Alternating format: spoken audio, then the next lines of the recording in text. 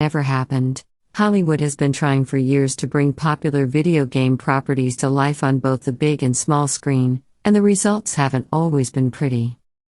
Between disasters like Doom, Need for Speed, Max Payne, Assassin's Creed, and Prince of Persia: The Sands of Time, it seemed like video games simply didn't translate into more straightforward narratives.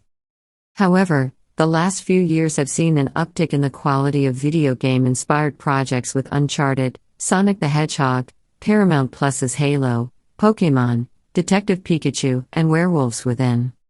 HBO's highly anticipated adaptation of The Last of Us hopes to be the best of them all, but before Chernobyl creator Craig Mazin got his hands on the material, a cinematic version was considered. The Last of Us sent shockwaves through the video game community when it debuted in 2013. While the quality of video games' writing and emotional impact had improved significantly, The Last of Us was hailed as having a narrative and characters that truly felt cinematic. The performances by Troy Baker and Ashley Johnson were heralded, as was the game's subversive take on the post-apocalyptic concept. Unsurprisingly, this quickly drew Hollywood studios to begin exploring a cinematic adaptation. The game obviously had a large, built-in fan base that would seemingly be interested in seeing a film version. At the time, the film industry considered video game movies to reach the same level of success as recent comic book adaptations. A hot property. 2014, Screen Gems formally announced that they would be developing the film. It was a move that made sense, as the studio had also found financial, if not critical, success with the Resident Evil franchise with director Paul W.S. Anderson.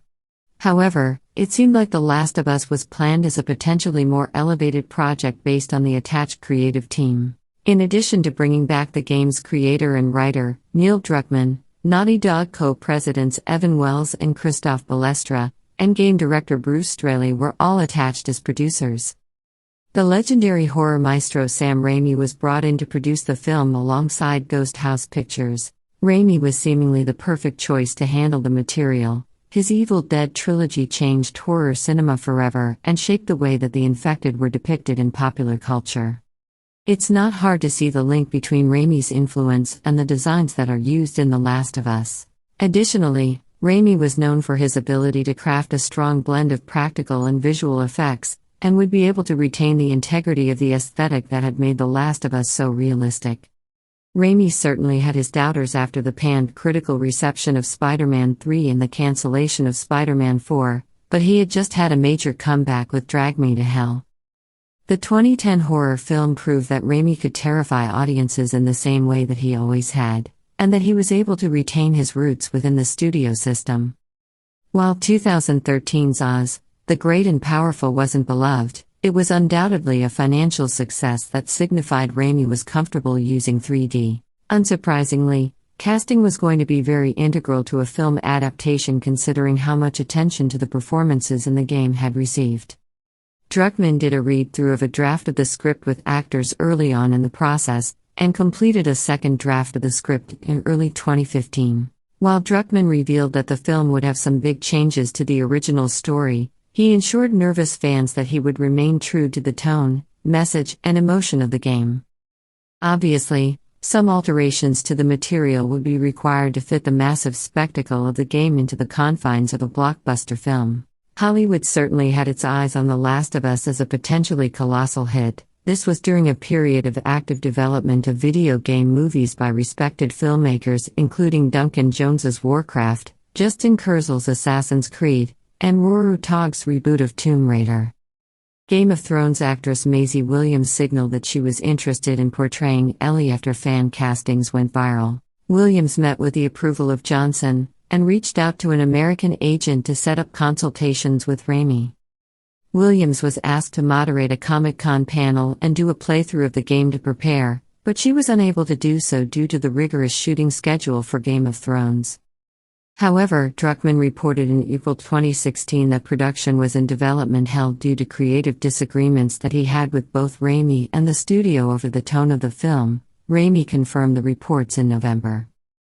Druckmann had intended the film to retain the dark, atmospheric vibe of the game, but the studio was insistent on adding more action sequences to make it easier to sell to a blockbuster audience. Druckmann stated his version of The Last of Us was close to No Country for Old Men. Screen Gems wanted the next World War Z. As these conflicts dragged on the process, it seemed like Sony may have been looking at other concepts for the film. In early 2020, images from a leaked animated short surfaced online from the production agency Oddfellows. The 20-minute, canonical short would potentially bridge the narrative gap between the first and second games, fleshing out Ellie's backstory and experiences. It's unclear if this was intended to be a promotional video or the start of development on a standalone animated project, but the bold animation signified a change in style that would differentiate it from the game. Wasn't until March of 2020 when Mazin, hot off of his Emmy wins for Chernobyl, was hired to craft the series adaptation for HBO starring Pedro Pascal and Bella Ramsey. While Druckmann had been cagey about working on an adaptation after the experience on the cancelled film soured his appetite, he stated that he was interested in working with Mazin based on the tonal similarities between The Last of Us and Chernobyl. He later revealed that the HBO version would be the most accurate video game adaptation of all time. Mazin later joked that they didn't have a high bar to clear, and cited the Assassin's Creed and Doom films as examples of video game adaptations gone awry. The Last of Us has a story that is worthy of the screen, but the density of material would already stretch the limits of even a 3-hour narrative film. It would be disappointing to see one of the most decorated games in history to be brought to life as yet another generic studio vehicle. With Mazin and his expert team of creatives involved, it seems like HBO's version will set a new standard for video game adaptations.